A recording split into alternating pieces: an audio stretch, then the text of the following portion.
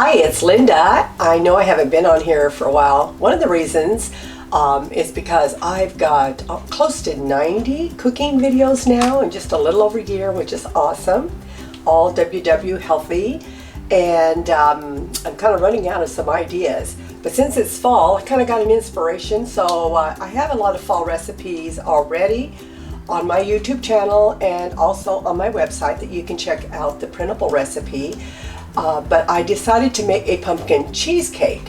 Now, I've done a baked cheesecake before. This is Weight Watchers, only 1 WW point per slice, and that's on the blue plan. I'll figure out the other plans and I'll post it later in the recipe.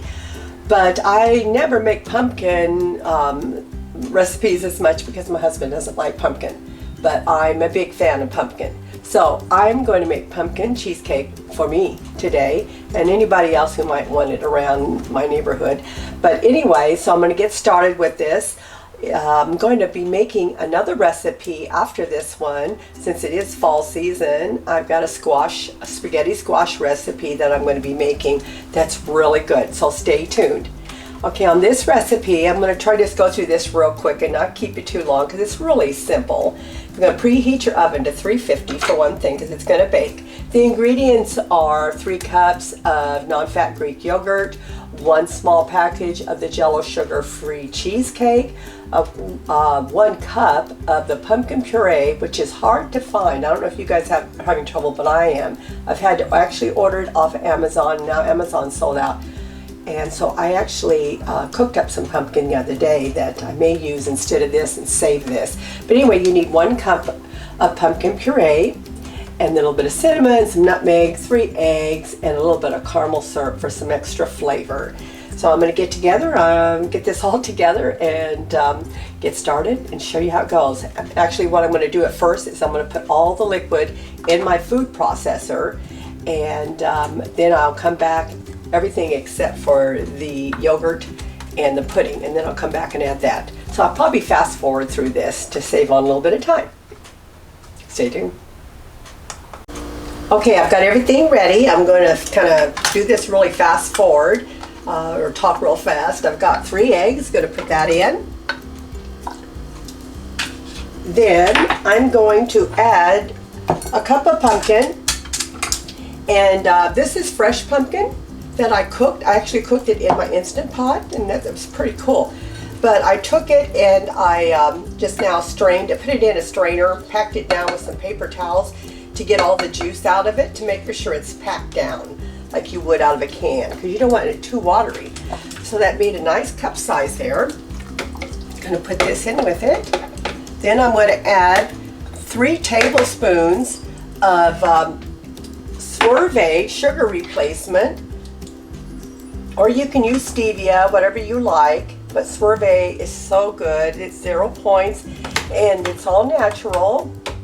I've had a cough for like a week, that's why I haven't did this video. I've had my equipment all set up, but I haven't been feeling well, and so today I'm going to try. But now I feel a little tickle coming on, but I think I'll be okay. So there's 3 tablespoons of sugar replacement. Now I'm going to put 1.5 teaspoons of pumpkin pie spice, because I like a lot of pumpkin pie spice flavor.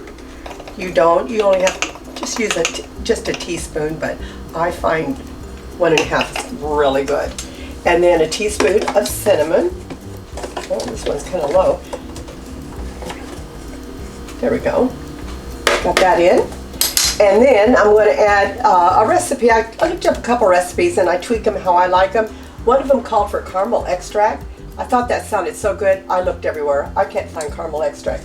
But I have caramel sugar-free syrup, and I buy these to go in my coffee and also for cooking. When you're doing liquid, because I'm going to do 2 tablespoons, it's so hard to do them in those. I find these little measuring cups.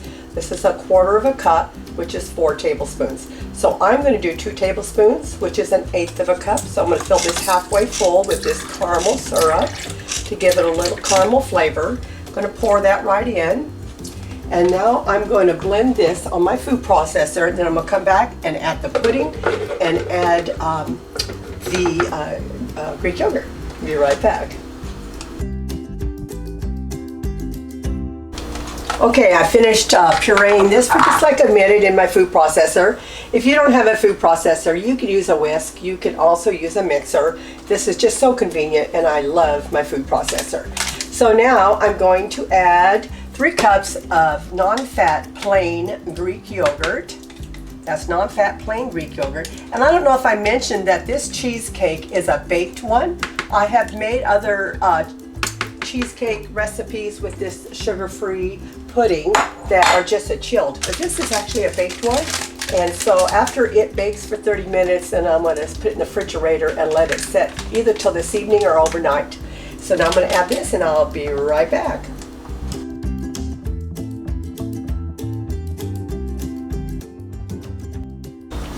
Okay, now it's all done. Halfway through, I scraped the sides down to make sure everything's all blended. And so now I'm going to get ready to pour it into a spring-load pan. If you don't have one, you can just use a pie pan, but these are really good for cheesecake. And so I'm going to lightly spray it with some non-stick butter-flavored cooking spray. And then I'm going to pour this in here. It's going to go in the oven for 30 minutes at 350. If you want to use your air fryer oven, which I thought about doing, but it makes noise and I'm getting ready to do another video, so I'm going to go ahead and use my convection oven. But you could put this in your air fryer oven and probably cook it in half the time. Instead of 30 minutes, probably 15 minutes it would be done. Anyway, so I'm getting ready to pour this in, and then we'll see how it goes from there.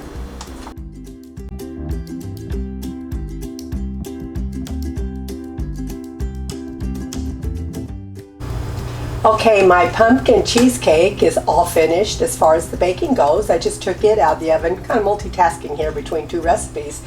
But anyway, I baked it at really around 35 minutes. Now it's going to go in the refrigerator. I'm going to let it cool for like 15 minutes, and then I'm going to cover it, and then it's going to chill for at least 8 hours or overnight. So, it looks really good. Okay, it's the next day. I really wanted to cut into this last night because it looked like it was set up, but I wanted to film how it looks first, so I waited till this morning. Actually, it's like 1 o'clock. I'm probably gonna have a piece of this for lunch. But this is the pumpkin cheesecake. This is set up overnight. What I'm doing right now is, it's in a spring pan, but before I take it out, just kind of taking a knife and going around the edges to loosen it up. So I'm gonna take it out now and put it on the plate and fix it all up. Can't wait to try it. So hungry. It turned out so good. You can't even tell this doesn't have a crust on it. Doesn't that look great? What I'm going to do, this is the pumpkin cheesecake.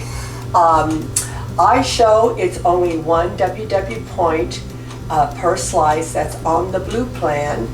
And I think it's 2 on the others. I will post this on the video to make sure, because I was checking the other plans also. But if I cut this in 6, those are nice size servings for only 1 point. So this is great.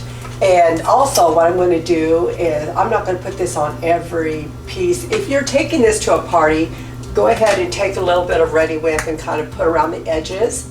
And you can garnish it with a little bit of, like a little pumpkin in the middle of each one.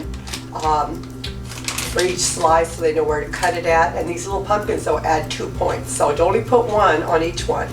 I figure if I put 1 on each one, like maybe right here on the edge, and it'll be like in the middle of each slice, then a little whipped cream maybe around it and put that on there. That's only going to add 2 points, 3 at the most. So you can have a nice dessert for 4 points, and it looks so cute. I'm going to decorate mine up, and I'll be right back to do a taste.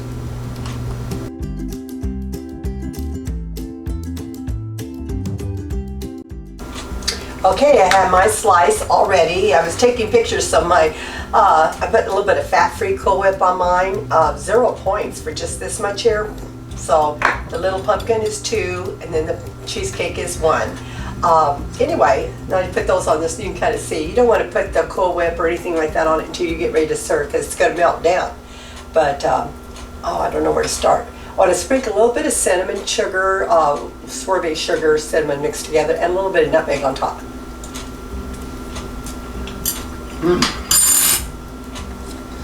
Oh my gosh, it's so good. I've got to make a cup of coffee. Actually, this is probably going to be my lunch. It's after 1. Sure is a good lunch. I can't wait to have it for snack later. And one good thing about it is my husband doesn't like pumpkin, and so all of this is for me. I wonder if I could freeze any of it. I hate to have to eat it all the next day or so. Anyway, just being funny, but he doesn't like pumpkin. Who doesn't like pumpkin? That's crazy. Anyway, so now here's the little Ready Whip fat-free Cool Whip in case you want to. If you want to use the regular Cool Whip, I think it's just the regular kind. It's only, I think, 1.2. So enjoy. I'll see you on my next video. This has been great. I'm so glad I finally got to make this. It's nice and firm, doesn't have a crust on it. It's just perfect. I hope you enjoy it. I hope you get a chance to make it. Very simple.